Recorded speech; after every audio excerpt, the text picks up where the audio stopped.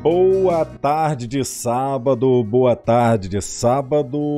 Hoje é dia 8 de agosto de 2020, 2 horas e 39 minutos. 2 horas e 39 minutos, e que bacana, viu? Eu nem peço pra sorrir, e eu já vejo aqui, olha aí, Bruno Cidadão. Tudo bem, Bruno? Tudo jóia, Ginei. Prazer estar com você. Pois é, nós vamos conversar nesta edição de hoje do nosso Prazer em Te Conhecer com Bruno Cidadão. Cidadão não é sobrenome, Bruno? Não é. Meu nome é Bruno de Oliveira Rocha, né? Mas desde 2012 eu escrevo em blogs e eu tinha um blog que chamava-se Idade Digital e o principal mote era a cidadania, né? Então eu tratava de assuntos da cidade com foco, com aquele olhar mesmo ali de cidadão. E porventura eu comecei a pensar que pudesse ser interessante utilizar cidadão, né, para assinar as minhas matérias. E assim eu fiz. E comecei, e pegou, e as pessoas começaram a me conhecer assim, e eu, a partir de então, comecei a utilizar esse pseudônimo, né, profissional. E hoje é como eu assino todas as minhas matérias, e como eu estou na internet, enfim. O blog chamava-se Cidadania Digital. Idade Digital. A Cidade Digital. Tá. Idade. Ah, idade.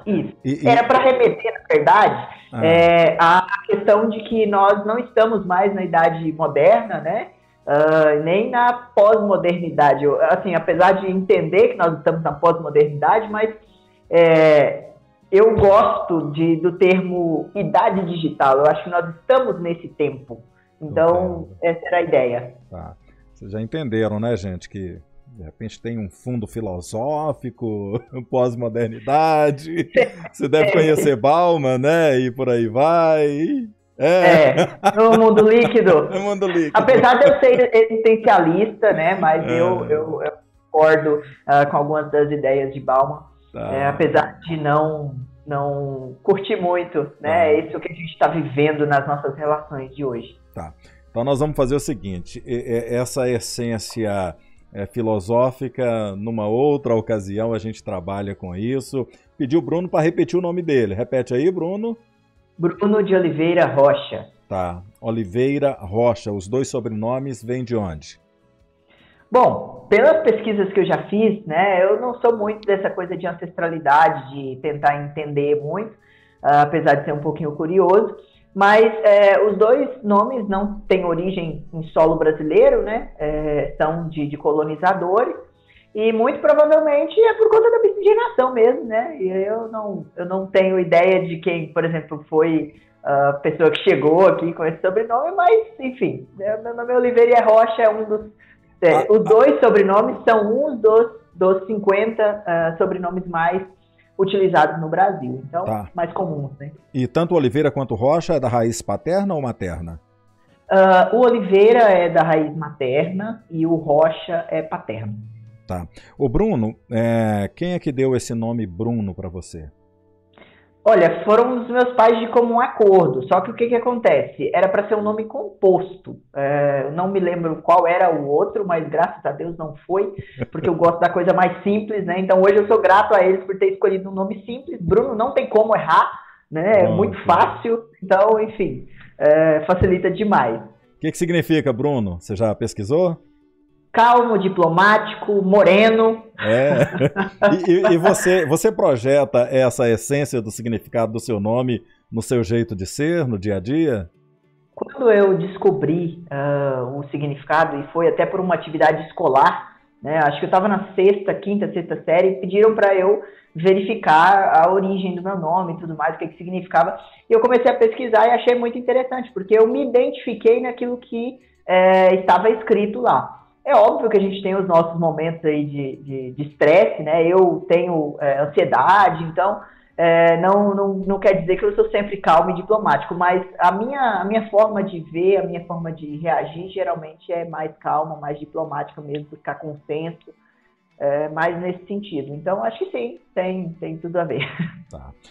O meu nome, Junei, eu gosto de ancestralidade, de linguística, de curiosidade, filosofia, e eu fiquei muito feliz que significa jovem. Junei significa jovem. É a mesma variante de Júnior. E aí tem um tempão, cara, mais de 50 anos. Na verdade, quase 52 anos que eu sou jovem. E continua sendo, né? Pois é, não vou deixar de ser jovem nunca. Junei significa jovem. Tá. Você nasceu aqui em Unai, Bruno? Não, eu sou goiano. Eu nasci em Águas Lindas de Goiás, uma cidade do entorno do Distrito Federal. Repita o nome da cidade porque cortou. Águas Lindas de Goiás. Águas Lindas, tá. Isso, em torno do Distrito Federal, cerca de 70 quilômetros de Brasília. Morei lá até quase 3 anos de idade e aí fui radicado aqui em Minas Gerais. Então eu me considero mineiro de coração, mas tenho profundo respeito e me considero, obviamente, né, natural do Goiás. Tá. Quem nasce em Águas Lindas é? Águas Lindense. Águas Lindenses. Seus pais vieram para Unai por quê? Então, meus pais eram daqui, de Unai, as famílias, né, todas eram daqui ou de cidades da região e estabeleceram bases em Unai. Em 1992, meus pais foram para o Goiás, aí tiveram negócios lá, e então me tiveram lá durante esse tempo e retornaram para cá devido a algumas questões de, por exemplo, como a cidade era muito nova, né, tinha acabado de ser emancipada, tinha muita violência, então eles ficaram com medo, né, criando um filho e toda aquela questão de mexer com o comércio acabava sendo mais visado. Eles preferiram ali pela segurança, né, pelo conforto de retornar para Unai e voltaram para Unai, abriram um mercado nos mesmos moldes que tinha lá no Goiás e aí daí para frente é a história. Seus pais são comerciantes aqui em Unai? Minha mãe hoje ainda atua no mercado. Meu pai, ele assim, deu uma afastada, né, devido a alguns problemas de saúde, ele precisou dar uma afastada, mas até 2018, se não me engano, ele ainda estava forte e atuante. O mercado tem mais de 20 anos, mais de 20 anos. Se eu tenho 23, mais de 20 anos. Tá. Bruno, você nasceu que dia, mês e ano?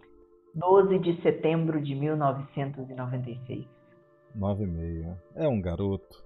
96. 96 eu estava longe, né? Como comparar também questão de idade. E ensinamentos do seu pai para você que você compartilharia conosco, uma frase que ele sempre falou, que ele sempre fala.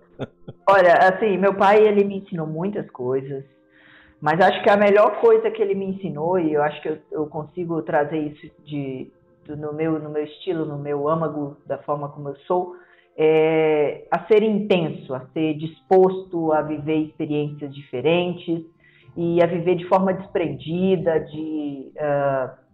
às vezes fazer uma viagem sem planejar, né, fazendo apenas o básico ali, aproveitando momentos de forma muito intensa. Então eu vejo que esse é o maior ensinamento que ele deixou para mim e ainda, né, continua deixando todos os dias nos quais a gente tem experiências juntos. Uma pegada minimalista? Não necessariamente, mas é mais no sentido de ser desprendido. Eu sou muito minimalista, eu cultivo essa cultura do minimalismo, eu não gosto de ter nada. Se eu pudesse, eu gostaria de alugar tudo quanto fosse possível, até meu celular. Mas, assim, meu pai já não é muito dessa coisa, ele gosta de ter, mas ele gosta de viver experiências de forma desprendida, né? Sem muito planejamento, sem aquela coisa toda de falar, nossa, eu não dou conta de fazer. Não, se outras pessoas fazem, eu também dou conta. Então tem muito disso. Seu nome completo do seu pai, qual é? É Justo Fonseca Rocha. Nossa, que nome, hein? Justo. É um nome muito raro, inclusive. Muito bom. E sua mãe, qual é o nome completo dela? Sandra Mara de Oliveira. Tá. Ela trabalha com o quê? Ela é comerciante, né? Ela é comerciante e é uma dona de casa daquelas que o formato do amor é o serviço, né? Ela cuida, é mãezona mesmo, cuida de tudo mesmo. Ensinamentos dela pro Bruno, que, poxa, você carrega no coração.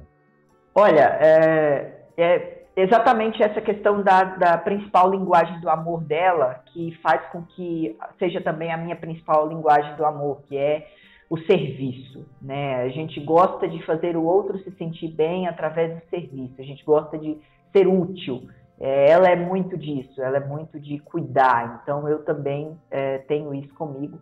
E às vezes eu acho que eu até exagero um pouco, né? Sendo até um pouco controlador às vezes, mas entendo que isso é um ponto positivo e a gente precisa cultivar e equilibrar. Uma frase assim que marca sua mãe, ela tem? Uma frase que ela está sempre repetindo? Na verdade, os pais, eles sempre repetem, né, muitas frases, e eu, particularmente, eu não tenho muito gosto pelas frases que eles repetem a mim. Essa questão de frases aí é meio complexa, não é muito, Então, muito agradável, não, muito confortável, não. Tá. Você tem irmãos? Quantos? Tenho um irmão, 14 anos de idade. 14 anos. Isso. Tá. Como é que é o nome dele? Breno de Oliveira Rocha. Se dá bem com o Breno? Hoje sim, mas quando ele nasceu eu rejeitei, né? Foi uns 3 meses mais ou menos sem querer vê-lo, sem querer chegar perto. Eu era filho único, 10 anos de idade e tinha acabado de perder o posto de filho único, né? Então tinha toda essa questão aí. Mas depois de uns 2, 3 anos de idade a gente se tornou muito amigos e hoje a gente desenvolve uma relação muito boa. Uma história engraçada entre você e ele? Acho que essa do ciúme, né, da rejeição aí, eu acho que é a mais interessante.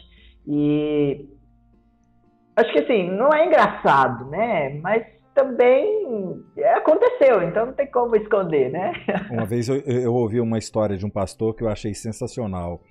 A mãe, ele falou, olha, quando eu nasci, meu irmão era filho único, e quando eu cheguei, minha mãe temia que... isso que aconteceu entre você e seu irmão é natural, acontece em muitas famílias. Aí ele disse que Deus deu um direcionamento para a mãe dele que até hoje ele acha sensacional. Colocou ele num cestinho, todo enfeitadinho, e entregou de presente para o irmão. Falou, toma, é o meu presente para você. Aí disse que o irmão tratava dele, cuidava dele, defendia. É meu irmão. Sentimento de propriedade até. São umas estratégias. Mas é muito comum. Eu tenho 2 filhos também, com uma diferença relativa de idade. E graças a Deus não teve isso aí, mas é muito comum. E que bom que é algo superado, né? O Bruno,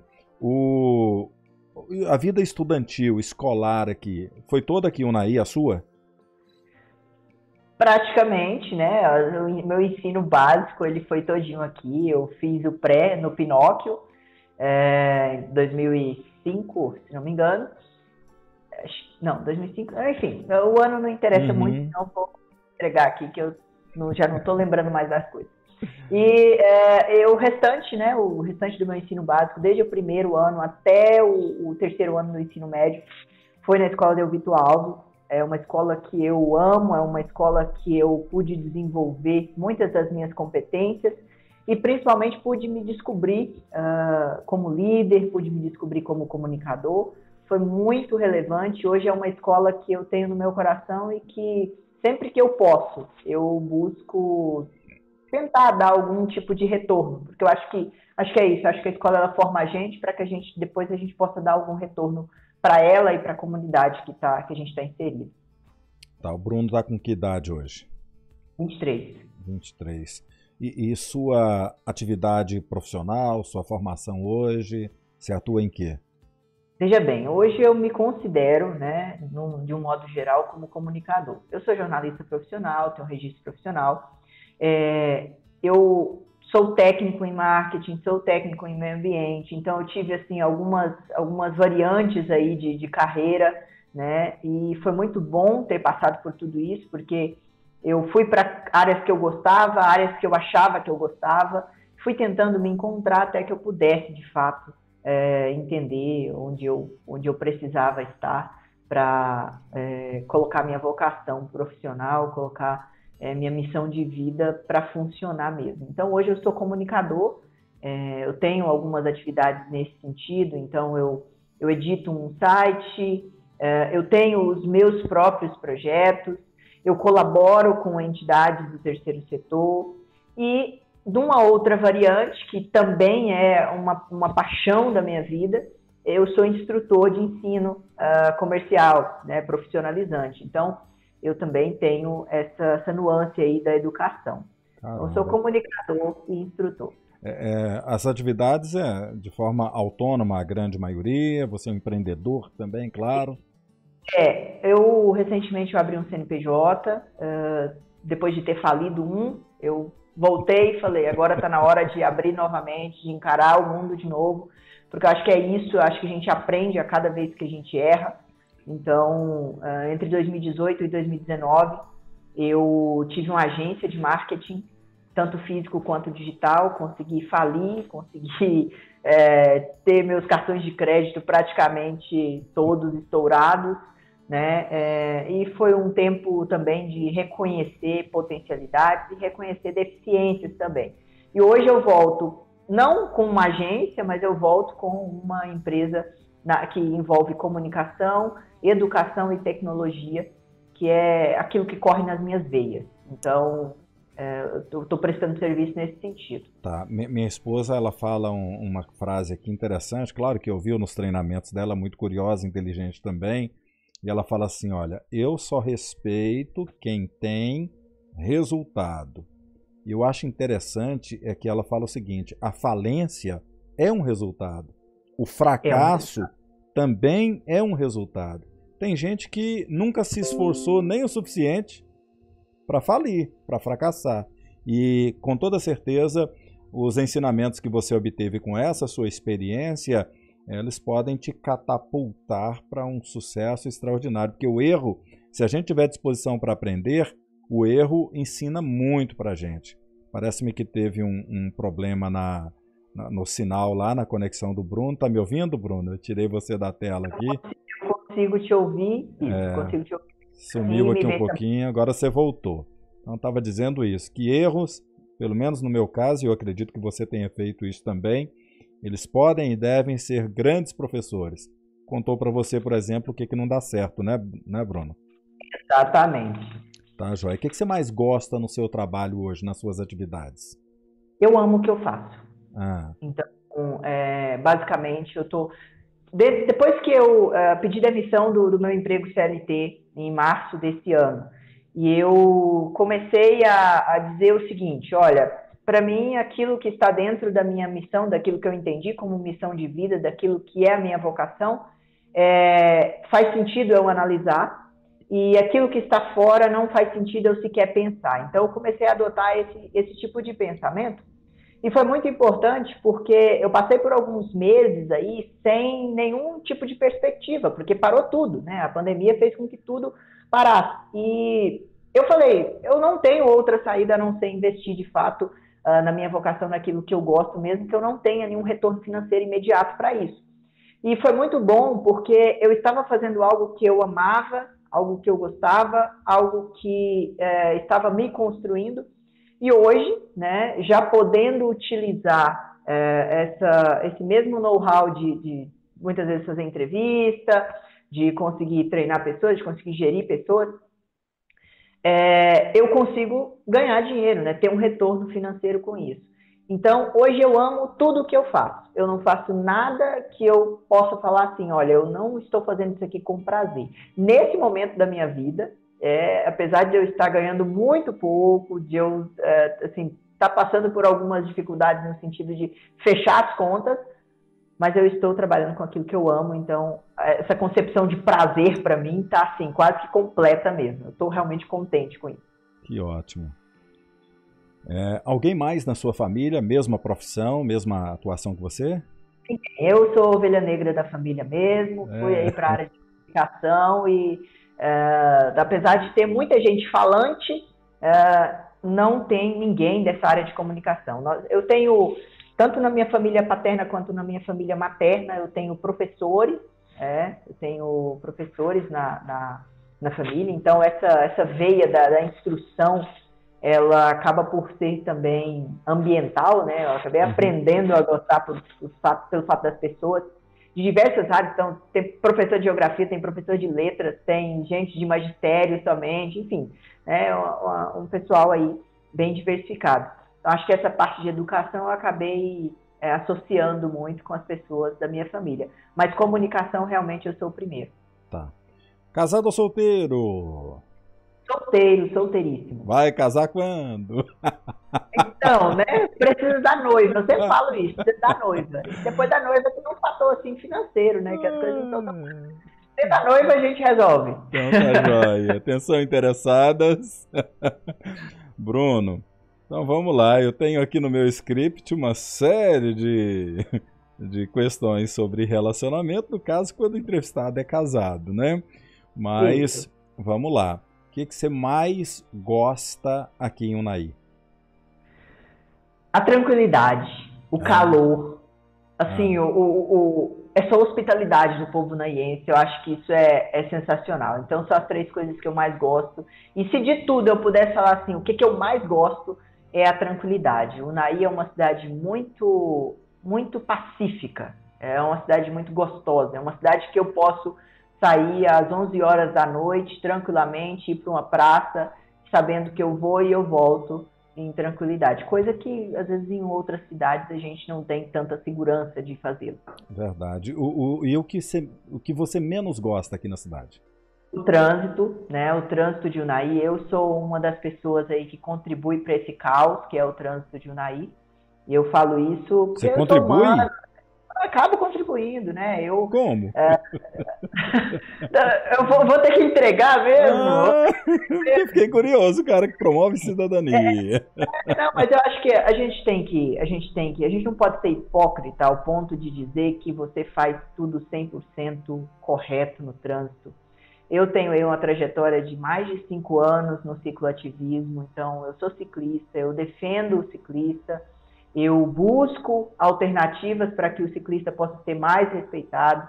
Eu sou uma das pessoas que mais defendeu ciclovia aqui em Unai e nós, talvez, né, nos próximos anos a gente vai ter uma ciclovia aqui na cidade. De vez em quando não, na verdade, os prefeitos que se passaram, os últimos 2, Delvito Alves e Branquinho, já me receberam no seu gabinete. O meu pedido sempre foi o mesmo: gente, nós precisamos de uma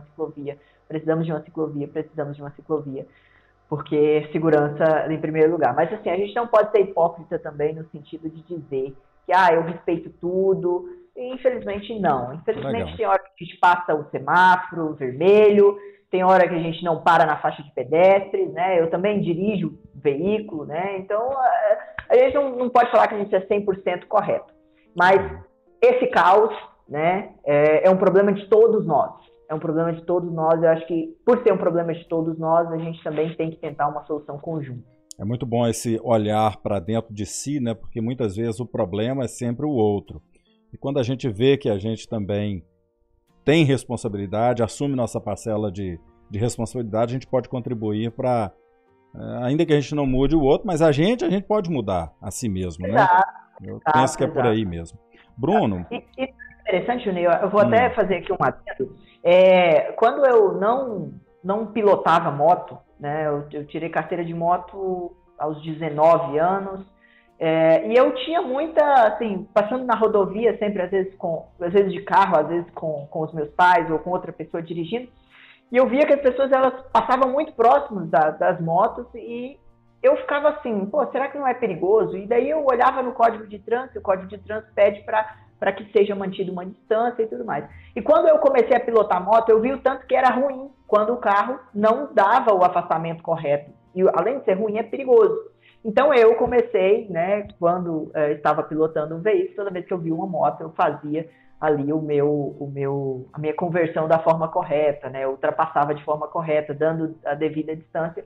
E comecei também a falar com outras pessoas que não pilotavam moto, né, que só pilotavam carro, a respeito disso. Então, acho que quando a gente participa, quando a gente é alvo, quando a gente é vítima, a gente tem uma condição de entender também o lado do outro, mas também quando a gente é o algoz, a gente também consegue entender, a gente também faz parte do processo. Então, o trânsito é isso, é uma coletividade, não tem jeito. Se não morasse em Unai, qual é a cidade que você escolheria para morar? Goiânia, Goiás.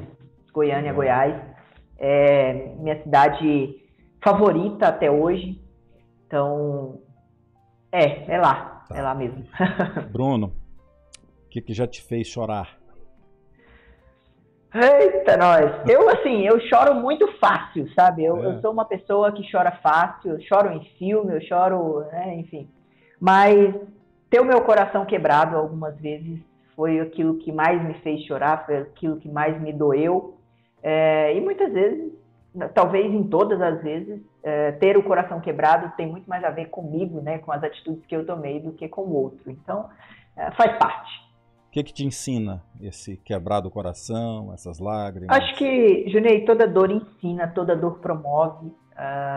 Tem uma frase que está lá nas latinhas da água tônica da Antártica, que é o amargo transforma. Eu gosto muito de pensar que aquilo que é amargo, aquilo que dói, aquilo que machuca, aquilo que incomoda, transforma, muda, faz a gente crescer. Então, eu acho que isso ensina e sensibiliza também para que a gente possa ajudar outras pessoas, para que a gente possa entender o outro, para que a gente possa ser um humano melhor. Eu acho que nessa caminhada inteira a gente nunca vai ser perfeito, mas a dor ela nos ajuda a ser um pouco melhor. Interessante. Tem uma frase que com a minha equipe vira e mexe, eu estou sempre repetindo, que tem uma conexão direta com o que você falou aí. Crescer dói. Dói.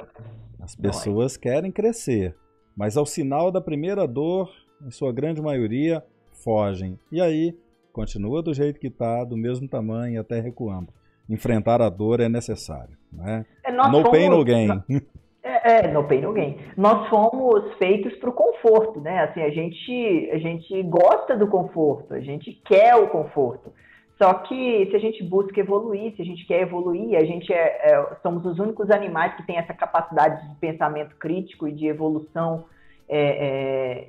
por parte do pensamento, então a gente tem que fazer jus a isso, né? Eu acho que gente que continua sempre no mesmo lugar, que nasce, cresce e morre da mesma forma, não está fazendo jus a isso. Então acho que é isso. A gente tem que doer, tem que aprender, tem que quebrar a cara mesmo, faz parte do processo, faz parte do aprendizado. É isso. Bruno, se fosse possível viajar no tempo, você iria para o futuro ou passado? Junei, eu acho que o passado já foi, né? A gente já viveu, a gente teria muita coisa para consertar, mas talvez consertando elas a gente não seria quem a gente é hoje. Então eu acho que eu iria para o futuro, sim. Iria para o futuro, preferencialmente para um futuro assim um pouco mais distante, talvez uns 100 anos daqui. Como é que você imagina o Unai daqui a 100 anos? Tô até me arrepiando, cara, quando você falou. Eu não consigo assim, materializar o meu pensamento, mas eu imagino uma cidade bastante autônoma, né? Uma cidade com bastante tecnologia. Ciclovia? Bastante ciclovia também, né? E preferencialmente sem nenhum tipo de veículo com combustível fóssil, né? Só elétricos aí, e por aí vai. Tá joia. O que é a vida para você, Bruno? Eu acho que a vida é esse negócio louco que a gente não sabe conceituar e que... Acho que a vida é aprender. Eu acho que o grande conceito de vida é aprendizado. É um período de tempo que a gente passa para aprender. Tá, eu já ia te perguntar qual é o seu propósito de vida. Parece que é aprender. Você tem um propósito? Então, assim, se eu for falar sobre propósito mesmo, eu enxergo que a minha missão ela é comunicar e mediar. Comunicar informações, pessoas, mediar eventos, mediar o conhecimento entre uma pessoa e outra, mediar também conflitos, né? Então eu acho que eu tenho essas características e eu posso utilizá-las como minha missão de vida. Então é o que eu aprendi até agora, quase 24 anos de idade, é o que eu aprendi até agora. Pode ser que daqui 2, daqui 5, daqui 10 anos eu tenha uma outra concepção sobre a minha missão, mas até agora é essa. Tá. O que te inspira a viver quando, poxa, isso é que me dá força? Olha, assim, tem horas que falta tudo, né? Tem horas que a gente não tem muito de onde tirar a inspiração. Então, assim, o amor de Deus que eu entendo por mim é uma fonte inesgotável de inspiração. É onde eu tenho a chance de, no meio do caos inteiro, falar assim, não, olha, ainda é possível continuar vivendo, né? Ainda é possível porque eu entendo esse amor, esse cuidado de Deus. Mas, no mais, o que me inspira mesmo, assim, são pessoas. Acho que pessoas me inspiram muito. O que as pessoas fazem, o que as pessoas sentem, o que as pessoas manifestam. Sobretudo, pessoas próximas a mim, amigos, pessoas que são, de alguma forma, impactadas por mim. Essas pessoas me inspiram. Eu tenho uma frase de longa data que é: os heróis não estão longe. Eu acho que muitas vezes a gente busca heróis em muitos estados, em muitos países, e a gente esquece de olhar para o seu João da padaria, que é um cara excêntrico, que está todo dia com um sorriso no rosto, que tem histórias maravilhosas para contar, e que é uma pessoa de excelência, que tem uma família equilibrada do ponto de vista de que ele ama, né, de que ele... Enfim, acho que a gente precisa buscar essas inspirações no nosso contexto, na nossa comunidade. Vou anotar isso aí. Os heróis não estão longe. Tá lá no meu pensador também. Show. Tá. Depois da morte, tem vida? Tem, com certeza. Mas eu sou existencialista, Junei. Eu gosto de pensar muito sobre a nossa característica material, né, de quem somos hoje. Então, assim, eu sou crente naquilo que a Bíblia diz a respeito de eternidade, a respeito de futuro. E Jesus diz, né, que a gente vai para o céu porque a gente vai para o Pai com Ele. Então, eu acho que sim, tenho certeza que sim, nós estaremos um dia unidos com Ele, mas eu gosto de pensar muito mais sobre o que nós somos hoje e não ficar muito assim, a gente, eu vou para o céu e não sei o que, e no céu vai ser bom, e a gente pensa tanto no futuro que esquece de viver o agora, esquece de viver o hoje, porque o reino de Deus já está aqui, é agora, é hoje, não é amanhã, é hoje. Então a gente pode trazer esse reino de Deus para dentro dos nossos relacionamentos, para dentro do nosso mundo existencial. Você usou uma expressão aí que, assim, eu fiquei muito feliz em ouvi-la, né? Eu vou para o Pai. Muita gente preocupada em ir para o céu, né? O céu é um lugar. E quando se vai para Deus, qualquer lugar que se tiver com Deus vira o céu, cara. Exatamente. É por isso que eu falo que o reino do céu é hoje, né? É ir para Deus. É hoje, é agora, é aqui. Então, acho que tem muita gente que quer viver, e talvez isso seja até por conta do sistema religioso, porque os sistemas, eles não existem para Deus. Deus é muito maior do que os sistemas. Os sistemas, eles existem para a gente, humanos. Então, muitas vezes o sistema ele é fechado, as pessoas se ferem no sistema, mas elas não se ferem, não é Deus que está ferindo elas, é o sistema que está ferindo elas. Uhum. Porque o reino é muito maior que os sistemas, enfim. Está no meio de vós, o reino de Deus está no meio de vós, está próximo. Tá perto, tá próximo, ali, né? Tá aqui do lado, o herói tá do lado, tá próximo. Tá muitas vezes a gente situa esse próximo no tempo, né? E ele pode ser geográfico também, tá ao alcance do braço. Basta estender a mão, sobretudo para ofertar, que você tá no reino. Eu me delicio, assim, com os insights e com essas reflexões de natureza espiritual também, é claro. Vida depois da morte, você acredita que ela exista? Aí eu te pergunto, você está preparado para ela? Quem está? Assim, repara, eu não sou perfeito e estou longe de ser, mas como eu disse, né, eu sou crente naquilo que a Bíblia diz a respeito de eternidade, a respeito de Deus, da concepção do mundo e de como funcionam as coisas no mundo espiritual. E, portanto, eu sei que por causa de Jesus, por conta do que ele fez, e não por conta do que eu sou ou do que eu faço, eu estarei com ele. Então, eu estou pronto e, se possível, agora. Eu tenho falado muito isso. Eu falo assim, olha, gente, seria bacana se Jesus voltasse logo, né? A gente está aí no meio de um momento muito crítico, muita dor, e por mais que a gente sabe que isso vai passar, mas não vai ser perfeito. A humanidade ela vai precisar, vai continuar caminhando nisso, vai continuar caminhando na dor, vai continuar caminhando na tristeza, porque é isso, a Terra é isso, é dor, é tristeza, é lamento. A gente não vai ter paraíso aqui, não. A gente vai ter paraíso aqui, não. Ô Bruno, você gosta mais de dar presentes ou de receber presentes?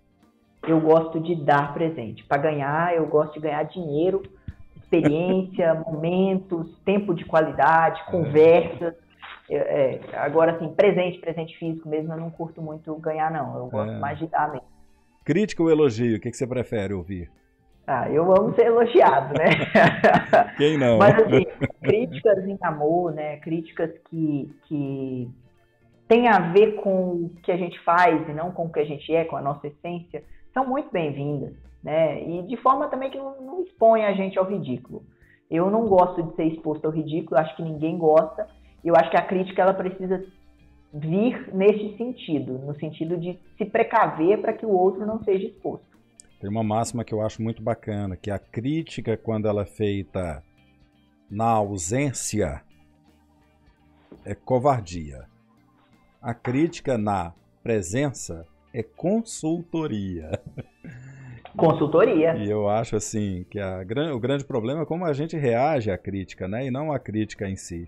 E via de regra a gente nunca está preparado para receber críticas. Agora para receber elogio o nosso ego está o tempo a gente é egocêntrico, né? Então é natural mesmo. E é natural. E eu não sei se eu exagero, né? Mas você é cristão, você tem um bom conhecimento bíblico e tem o versículo que diz que no meio dos louvores Deus habita.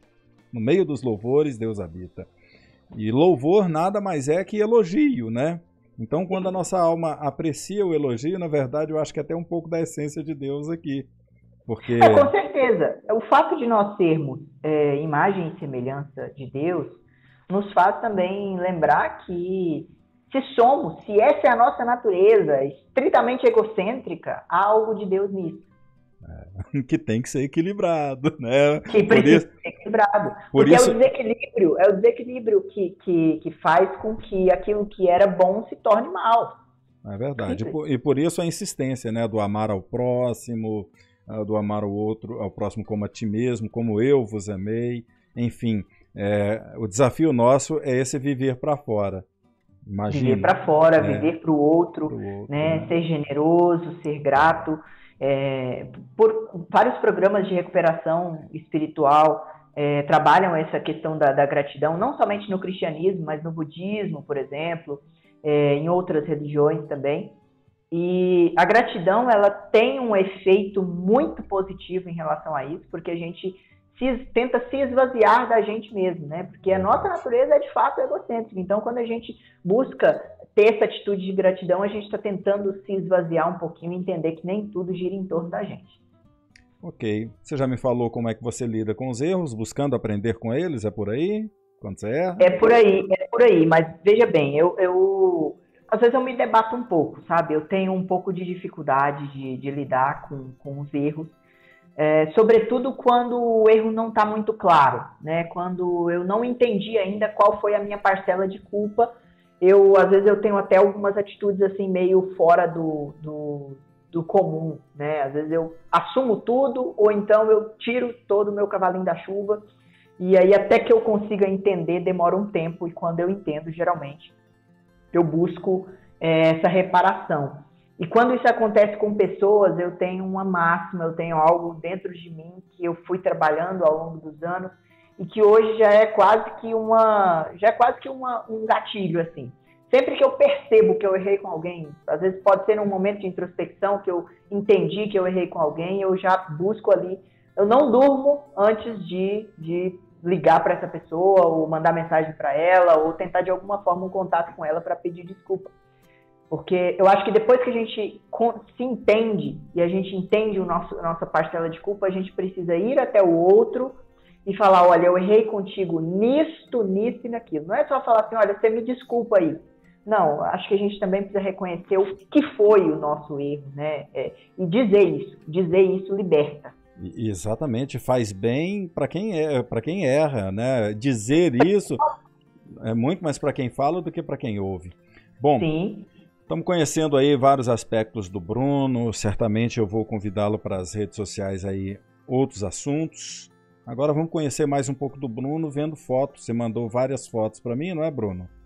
Sim. Vamos ver aqui a foto desse garoto. Eu era quase criança. Tá mais fininho, Bruno. Tá mais fininho. Quantos anos? Eu acho que eu tinha 12, talvez 13 anos aí no máximo. Eu tinha acabado de colocar os óculos. Então, eu era realmente muito novinho. Camiseta do São Paulo, essa aí camiseta do São Paulo, né? Eu era muito, muito fanático com futebol. Depois que eu entrei na faculdade, eu dei uma afastada do futebol. Tá. Ô Bruno, cadê as fotos mais novo? Então, eu não tenho muito assim, eu tenho com a minha família, né, algumas fotos. Mas nem foto de 3 anos de idade, 1 ano, 2 anos, tem não? Então, eu tenho, mas tá com a minha família. Ah, está com a sua família. Isso, não está comigo e não estão digitalizadas, né? E eu gosto muito dessa coisa do arquivo digital, eu curto muito essa coisa do arquivo digital. Eu descobri ali um recurso do Google Fotos, nossa, mas eu coloquei uma tonelada de foto lá. Aí é o Bruno e o André. É o Bruno e o André. O André foi um pai, profissional para mim. Eu tenho um carinho muito grande pelo André. Porque o André foi a primeira pessoa que abriu as portas da imprensa unaiense para mim. Ele me convidou para ser colunista no jornal Folha de Unaí. Me convidou em setembro de 2012, a partir de uma reportagem que ele encontrou no meu blog. Ele me chamou no Facebook e falou: olha, Bruno, eu gostei e queria reproduzir, e além disso, queria te convidar para ser colunista. E eu falei: não, beleza, eu quero. E a gente começou, e depois que a gente se conheceu, de fato, pessoalmente, e depois eu tive a oportunidade, também a partir de uma articulação dele, de começar a ser cronista esportivo. Eu cobri o Candangão, né, o campeonato estadual, né, do Distrito Federal de futebol, Série B e Série A, tanto 2013 quanto 2014, acho que um pouquinho de 2015 também, os jogos aqui em Unaí eu fazia as crônicas, e foi um tempo de muito aprendizado, de muito gosto também que eu peguei pelo jornalismo, e tive a oportunidade de ter ele ao meu lado em quase todos esses momentos. Foi muito bom, muito bacana mesmo. Enfim, esse aí foi um momento de felicidade da minha vida, assim, muito grande. Isso é no estádio, né? Essa foto, né? Inclusive. Isso é no estádio. Se não me engano, isso aí foi no dia do jogo com a Ceilândia, né? O Naí Ceilândia. Beleza. O André é um grande profissional do fotojornalismo também. Ele tem uma linguagem visual sensacional, designer, enfim. Exato. Aí já estava um pouquinho... Essa aí eu já estava com 16 anos, 16 anos, eu estava acabando o curso técnico em meio ambiente. Tá. Eu era adolescente, né? O rostinho ainda bem tranquilo aí. Tá.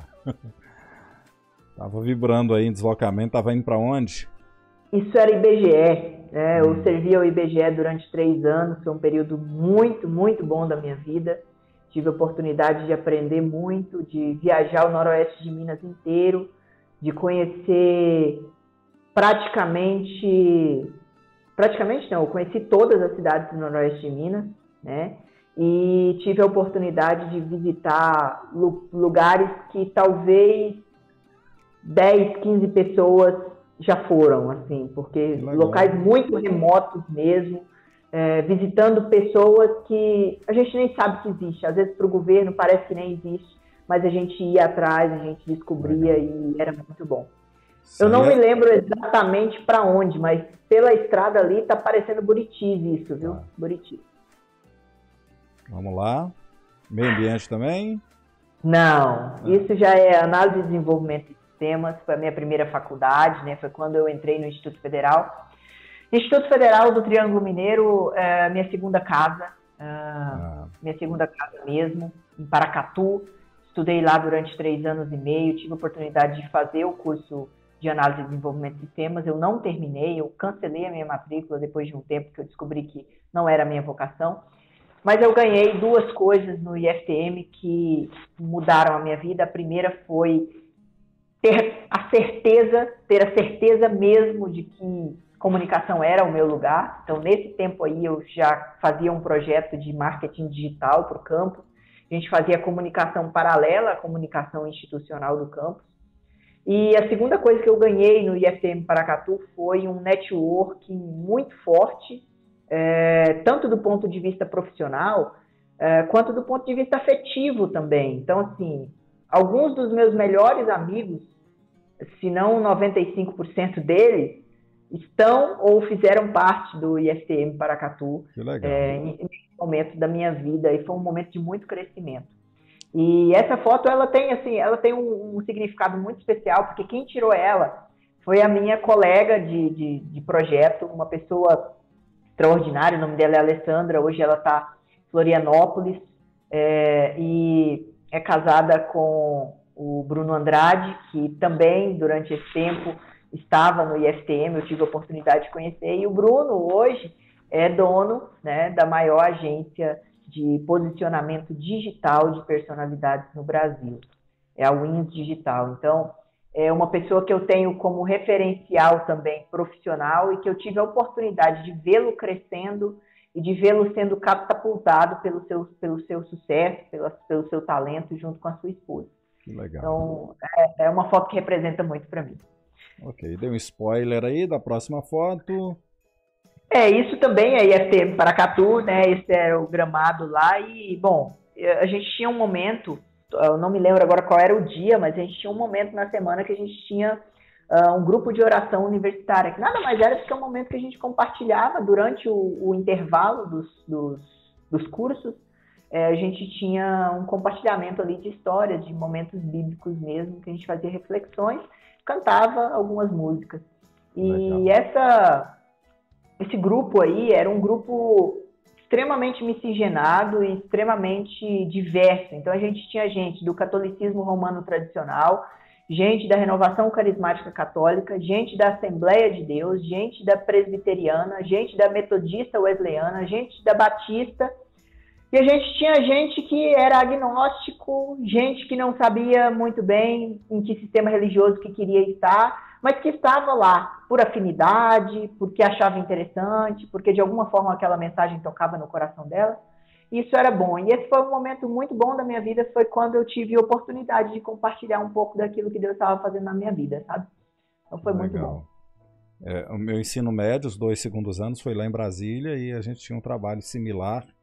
E que tem uma frase que eu vi agora, eu gosto muito de frase, que fala que nem tudo na vida são flores, mas tudo é semente. Tudo é semente. Tudo que a gente faz é semente. Esse grupo de oração, ele tinha um nome, e era alguma coisa com semente. Eu não lembro agora qual que era. Semeadores da palavra, lembrei. Semeadores. E olha que interessante, né? Porque a semente germina, né? Se a gente cuidar. E assim, até hoje eu colho frutos desse tempo lá, nos meus momentos aqui. E agora? 2013? 14? Não me lembro exatamente, mas foi 13 ou 14, último ano do ensino médio. E eu fui convidado, né, dentro da Escola Del Vito, fui uma das 2 pessoas convidadas, fui eu e a Beatriz Luca, que foi a presidente do comitê, para integrar o comitê do Forpaz Jovem. Foi um fórum de promoção da paz escolar. Ele aconteceu de forma regional, então a gente teve presença não só de alunos de Unai, mas também de outras cidades, para discutir vários assuntos de adolescente para adolescente, violência, sexo, gravidez infantil, enfim, um bocado de coisa interessante. E a gente reuniu mais de 600 jovens para serem ali treinados, né, para ouvirem, debaterem, e também para que pudessem disseminar esse conhecimento e agirem como também instrumentos aí de paz nas suas escolas. As escolas estaduais estavam vivendo um momento de crise em relação à questão da violência, então havia uma agressividade grande, e foi uma ação do Estado para tentar sensibilizar os alunos. E eu tive a oportunidade de ser secretário desse comitê. Conheci, nessa época, algumas pessoas que hoje fazem parte do processo político de Unai, e eu tive a oportunidade de conhecer essas pessoas, foi muito, muito positivo por isso, e também porque eu tive a oportunidade de, pela primeira vez, fazer um trabalho em equipe, cujo eu tinha algum tipo de atenção assim, mais dedicada, né? Então, sendo secretário, eu pude tomar algumas decisões, e naquele momento, sendo ainda um quase adolescente, né? Já estava iniciando a juventude, mas sendo adolescente ainda, isso foi um momento assim eu falei, pô, agora eu sou um líder e eu preciso agir como tal. Que legal, você falou uma coisa aí que, bom, você se vê como líder? Você é um líder? Sim, eu me considero um líder, e eu acho que líder não é só aquele que aponta, né? Não é só aquele que fala, olha, vamos por aqui. Mas é principalmente aquele que dá o primeiro passo, aquele que assume as responsabilidades ali. Então, eu me considero um líder na maioria das comunidades, dos grupos nos quais eu estou inserido. Eu sou líder e não tem como ficar saindo dessa coisa de eu vou deixar de ser líder. Não, tem umas coisas assim que correm na veia da gente e a gente acaba assumindo. Você escolhe ser líder ou as pessoas te escolhem para liderar? Antigamente, acho que até meus 21, 22 anos, eu era muito de deixar ser escolhido, né? Eu sempre deixava ser escolhido. Se tivesse outra pessoa, ótimo, vai outra pessoa. Agora não, agora quando eu falo assim, não, isso aqui eu dou conta, eu falo, não, pode mandar que eu faço. Vem comigo. Vem comigo. Tá. E essa foto? Essa foto aí também tem história demais, né? Isso é Goiânia. Durante o tempo que eu estudei no Instituto Federal, eu também tive a oportunidade de, graças a um professor que era o meu orientador e que até hoje a gente desenvolve trabalho juntos, na área de rede de computadores, eu tive a oportunidade de integrar a comunidade goiana de software livre. Então, eu hoje sou um dos membros da comunidade goiana de software livre. Não programo nenhuma linha de código, então, qual que é o meu papel? Meu papel é de comunicar, meu papel é de fazer entender, meu papel é de disseminar o uso do software livre, de incentivar o uso do software livre. Então, assim, eu uso software livre, eu uso Linux, eu uso LibreOffice, eu edito vídeos com KDE Live, que muita gente nem conhece, né? E, assim, eu uso porque realmente eu gosto, eu acredito nessa filosofia aí do software livre.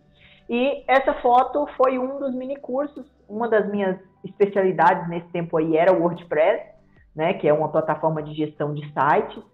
Então, eu estava ministrando um minicurso de WordPress para uma galera lá na Universidade Federal do Goiás, e foi a minha primeira vez na UFG, foi muito bom, eu me apaixonei com a UFG, em Goiânia, né? Eu já tinha ido para Catalão, para a UFG em Catalão, mas nunca tinha ido para a UFG em Goiânia. Eu me apaixonei, queria até estudar lá, até pensei em mudar meu curso para lá, mas ainda bem que eu não fui, porque não era bem aquilo que eu estava querendo, né, na área de tecnologia. Mas foi um período muito bom, e nesse período, é muito interessante conceituar e falar isso, nesse período aí eu estava passando por um episódio de depressão. Então eu estava bem magro mesmo, mas isso não me impedia, né? Não me tirava o brilho no olho de fazer aquilo que é a minha vocação, que é passar, que é mediar o conhecimento para as pessoas. Eu gosto muito, eu cultivo muito isso. E eu tive pessoas que me abraçaram, sabe? Eu tive pessoas que me abraçaram durante esse tempo, inclusive durante esse tempo eu estava com a faculdade trancada. Há 4 anos atrás, Junei, 8 de agosto de 2016, eu trancava a minha faculdade. Então, era uma segunda-feira, eu tranquei a minha faculdade. E quando deu... Essa viagem foi 18 de novembro de 2016. Quando deu dia 11 de novembro, o meu professor falou, Bruno, eu preciso que você vá para Goiânia com a gente. A gente tem um minicurso lá para dar e eu não vejo ninguém melhor que você para dar. Eu falei, mas eu tô com a faculdade trancada.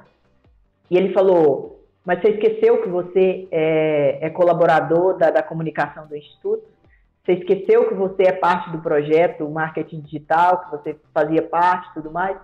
Eu falei, não esqueci. Ele falou, pois seu lugar no ônibus está reservado, só preciso que você me mande os documentos e venha para Paracatu, no dia 17. E aí a gente, né, eu fui para Paracatu e a gente saiu de madrugada e a gente chegou lá no dia seguinte. E foi uma experiência muito bacana, sabe? Eu sou muito grato pelas pessoas não esquecerem de mim, porque tem momentos que a gente precisa se recluir, né? Tem momentos que a gente precisa ficar mais quieto mesmo, tem momentos que a gente passa por dificuldades e muitas pessoas não se esquecem da gente, isso é muito bom. A gente vai buscando encontrar conexões com os entrevistados. É interessante, né? Porque hoje é dia 8 também, foi exatamente 4 anos. Sim, exatamente. E eu estava refletindo isso ontem, né? Eu até falei, gente, algumas decisões que a gente toma são muito difíceis de se tomar. Eu até postei no meu status ontem do WhatsApp. São decisões difíceis. E trancar a faculdade foi uma decisão muito difícil para mim. Entendi. Uma decisão que me doeu bastante, porque eu estava dizendo para mim mesmo, ou talvez assumindo para mim mesmo que não era aquele ali o lugar, naquele momento que eu precisava estar. E depois eu voltei só para ter certeza que não era aquilo a minha vocação, né? E foi muito bom também. A gente vai encontrando conexões com os entrevistados, e eu vou falar uma coisa aqui para você, não sei quantas vezes já disse isso, talvez deve ser a primeira. É só porque eu encontrei a conexão aí com software livre. Em 1998, eu acredito, eu instalei uma distribuição Red Hat. Eita! Código puro! Num MMX 233. Eu acho que eu devo ter sido uma das primeiras pessoas de Unai a instalar Linux, né? E naquela época, eu também iniciei, eu não concluí um curso de programação, não. Chamava-se processamento de dados, tecnólogo em processamento de dados. Sim.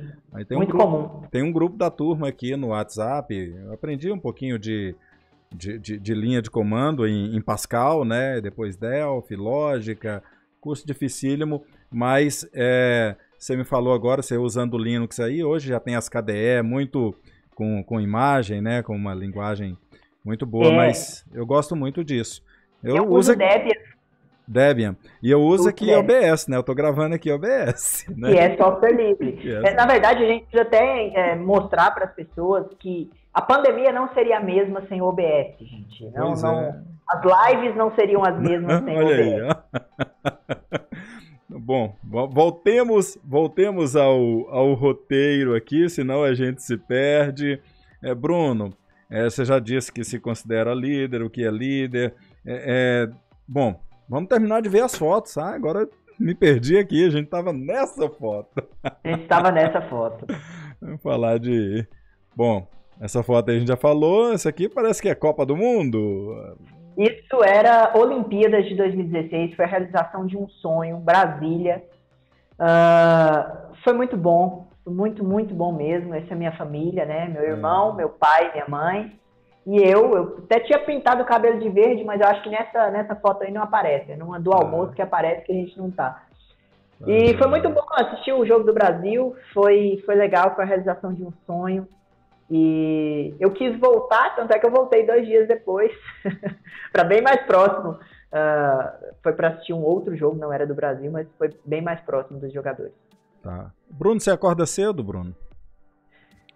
Se precisar, sim. Mas eu não sou daquele clube das 5 da manhã, não, viu? Eu acho que isso é meio fora de contexto para mim.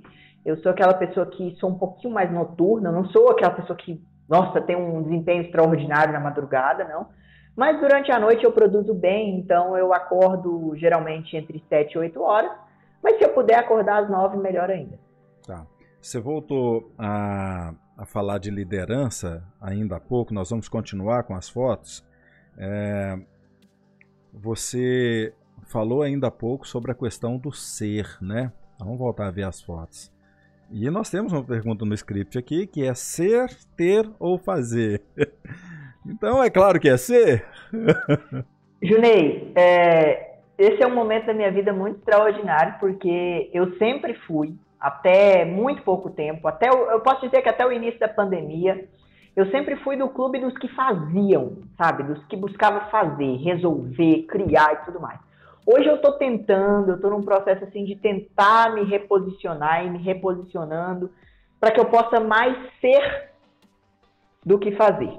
para que eu possa me conhecer um pouco mais. Então, acho que é importante demais a gente fazer, mas é também muito importante a gente ter.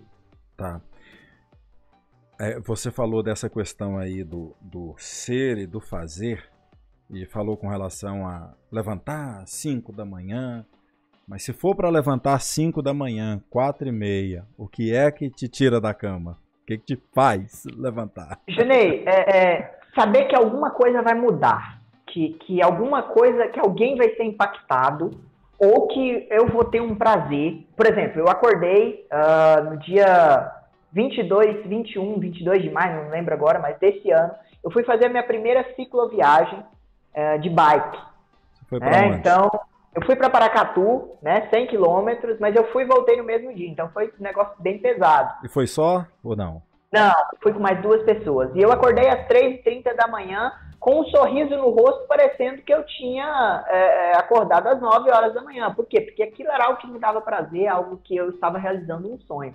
Isso me tira da cama. Mas além disso, né, o da rotina, porque nem todo dia a gente acorda para falar assim, ó, vou acordar e vou realizar um sonho. Mas assim, todos os dias, o que me tira da cama, o que me faz levantar e falar assim, olha, eu preciso ir. Eu saber que alguma coisa vai mudar, que aquilo que eu vou fazer vai impactar de alguma forma. Eu gosto de ser relevante, eu gosto de mexer em coisas que eu não sou somente não sou passivo, sabe? Eu gosto de ser ativo nas coisas, então eu gosto de... Bruno, para relaxar, o que o Bruno faz quando vem o estresse? Preciso parar. Primeira coisa, né? Para tudo. Ouve música, eu ouço muita música, eu gosto de música, eu penso com música. Minha playlist ela é extremamente eclética, então vai ter desde funk até música clássica lá. Então eu tenho de tudo, então eu ouço música para relaxar. Eu gosto muito de conversar com amigos próximos, amigos que me entendem mesmo. Às vezes eu passo 1 hora, 1h30, 2 horas ao telefone com eles. Ou mesmo falo assim, você tá em casa, eu posso ir aí. A gente vai e troca uma ideia mesmo, assim, de aquela coisa de conversar sobre a vida. Isso me acalma, isso me tranquiliza. E o principal, né, que é o pedal. O pedal, além de me acalmar mentalmente, também me desestressa fisicamente. Então, eu pedalo bastante. Atualmente eu tenho pedalado pelo menos 3 vezes na semana, mas o dia que eu estou muito estressado mesmo, pode ser 10 horas da noite, 11 horas da noite, eu pego minha bicicleta e dou uma saída, dou uma desestressada. Bacana. Bom, estamos quase terminando as fotos aqui, demos só uma pausa. Família? Isso, são meus primos. É engraçado que eu sou o neto, né, materno, o neto da família da minha mãe, mais velho, então ficou um espaço de tempo muito grande sem outros netos, né? Aí veio o meu irmão e depois do meu irmão, aí disparou, né? Então essa galerinha toda aí são 3 de quase a mesma idade, aí tem mais uma que está no meio da outra e tem a pequenininha. Então assim, são primos e o meu irmão. E essa é a galera que vai crescer e que vai desenvolver a nova geração aí. Eu sou o líder dessa geração. Então você era filho único e neto único, né? Filho único e neto único. Já imagina, mimado ao extremo. Imagino. E aí, essa turma? Essa turma é uma turma que eu tive muito carinho, né? Foi meu curso técnico em marketing. Temos ali no meio a Maresca, né? Que é uma grande comunicadora aqui da nossa cidade. É verdade. Então, é uma pessoa que eu tive a oportunidade de conhecer antes ainda do curso, mas no curso a gente desenvolveu uma amizade, foi muito positivo. E essas outras pessoas também são pessoas que a gente desenvolveu uma amizade muito boa durante o curso. E o curso me ensinou muito por ter sido um curso feito por pessoas de Unai, por pessoas que estavam em atividade na área de comunicação em Unai. Então eu pude aprender muita coisa na prática. O curso técnico em marketing foi um start muito grande para o jornalismo. Um start muito grande. Tá, joia. E aqui o menino voltou. Voltei. Ô Bruno, nós vamos brincar agora. Estamos caminhando para o finalzinho do nosso bate-papo, né? E a brincadeira, nós já comentamos sobre ela. Eu nunca, eu já. Bora brincar?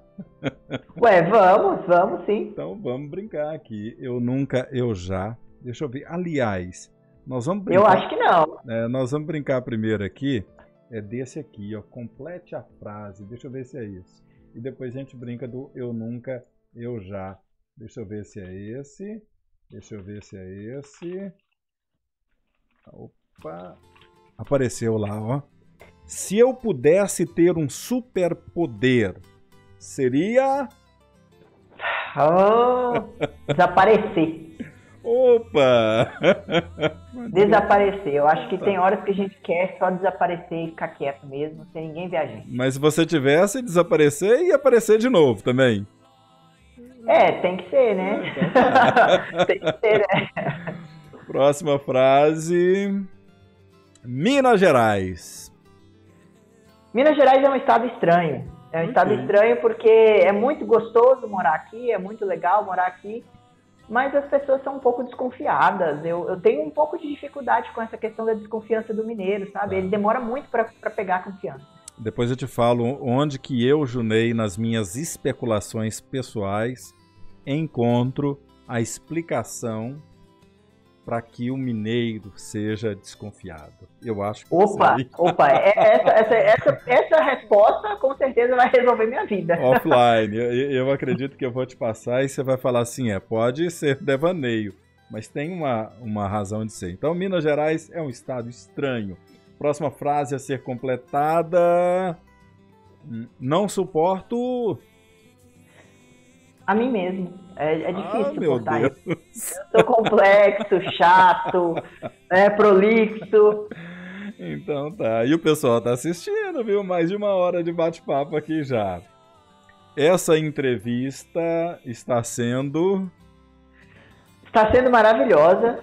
Porque eu tô falando de coisas que eu nunca falei. Que bom. Vamos lá para a 5ª frase.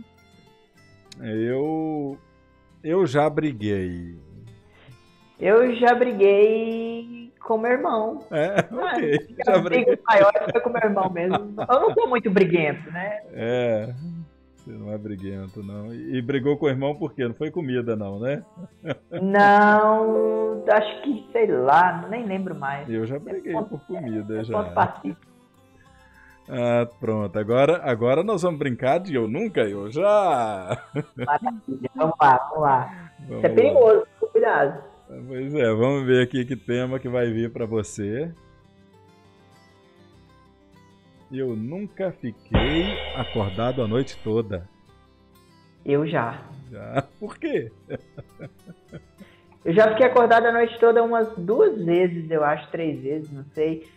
Uma vez foi por questão de viagem. Eu estava prestes a fazer uma viagem e eu fui para casa de um amigo, a gente ficou conversando até umas 3 horas da manhã e a viagem era 4 horas da manhã. Eu falei, vamos dormir não, vamos continuar aqui. Então, e daí a gente continuou. E eu acho que outras vezes foram questão de estudo mesmo, não sei, não me lembro. Tá, vamos lá para a próxima aqui.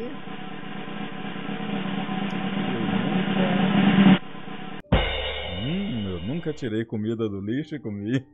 De casa mesmo também, vale todos. Rapaz. Eu nunca mesmo. Eu tentei fazer uma busca aqui, mas acho que eu nunca. Que bom, que privilégio, né? Eu nunca... já vi sim, na UFG ainda. Então... Tava se coçando, foi muito engraçado. Então pronto. Eu nunca entrei em casa pela janela. Não, nunca entrei porque a janela tinha grade. E eu sempre fui gordo. Motivo você já teve? Já, né? Então tá. Tô brincando, eu nunca fui de ter motivo pra entrar assim pela janela. Pela janela não. Olha aí.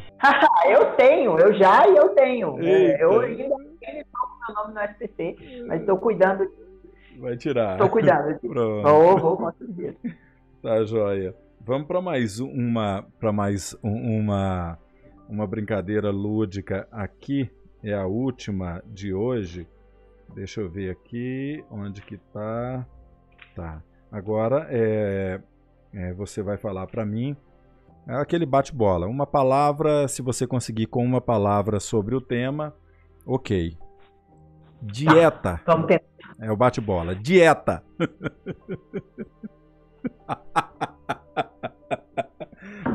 Ok. Linguagem dos sinais. Um sonho. Um sonho. Rapaz, me formar em jornalismo. Vamos lá. Só depende de você. Um livro.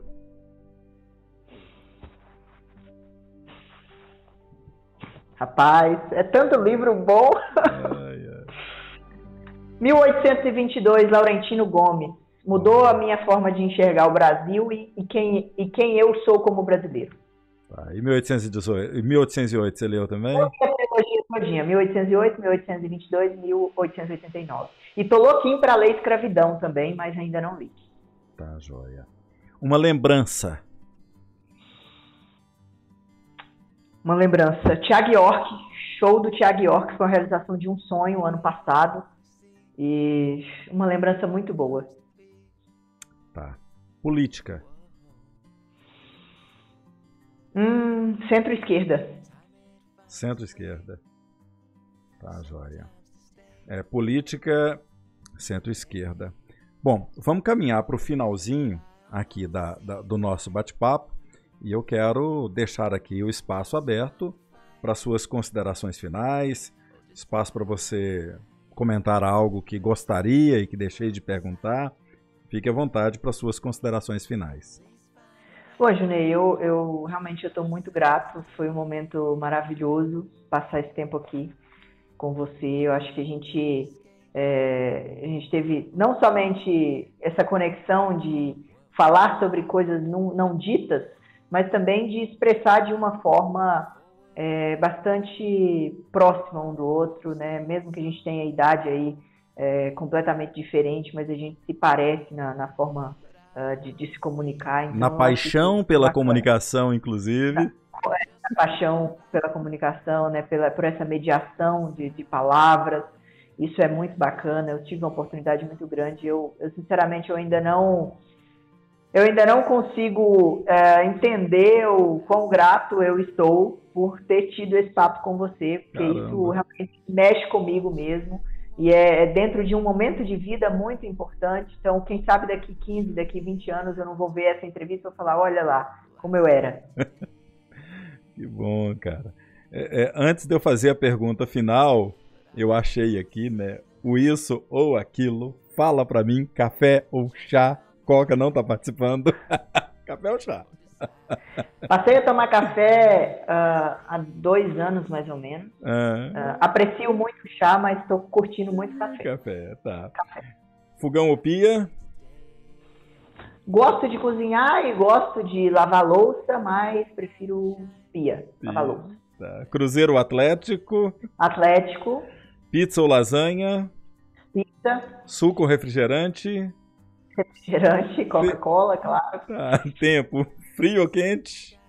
Quente, claro. No frio é tudo muito ruim, moço. Tá. Ô Bruno, então, pra gente encerrar o nosso bate-papo aqui longo, muito agradável para mim. Muito obrigado pela disposição e pela disponibilidade de nos atender. Nós estamos aqui tendo o privilégio de entrevistar muitas pessoas, mais vividas, menos vividas, jovens, que é o seu caso, crianças, e fica aí um legado, prazer em te conhecer para as redes sociais, e tomara que você revisite esse bate-papo aqui daqui 10 a 15 anos e sinta que tudo valeu a pena. Vamos terminar aqui o nosso bate-papo de hoje com aquela pergunta: quem é o Bruno cidadão para o Bruno cidadão? Quem é você para você mesmo? Eu tenho me perguntado muito isso, Junei, e eu acho que eu sou um humano. Eu acho que isso me caracteriza. Eu não sou nem mais e nem menos que outras pessoas. E eu sou uma pessoa que está em aprendizagem. Eu acho que isso me caracteriza. É a forma como eu me enxergo. Uma pessoa que está aprendendo, uma pessoa que está errando, que está acertando, que é intensa, que gosta de fazer as coisas, mas que tem hora que não quer fazer nada. E é isso, eu estou me conhecendo. Bruno Cidadão Aprendiz. Prazer em te conhecer. Valeu. Muito Bruno. Obrigado, Junei. Tá, joia. Eu vou ficar sozinho na tela aqui agora. Valeu mesmo.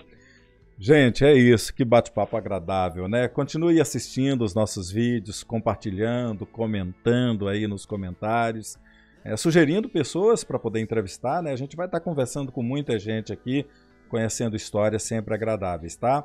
O vídeo fica no YouTube, tá? Tá sendo subido porque é gravado, tá? YouTube, Facebook, Instagram também. Obrigado pela audiência, pela moral pra gente. Valeu!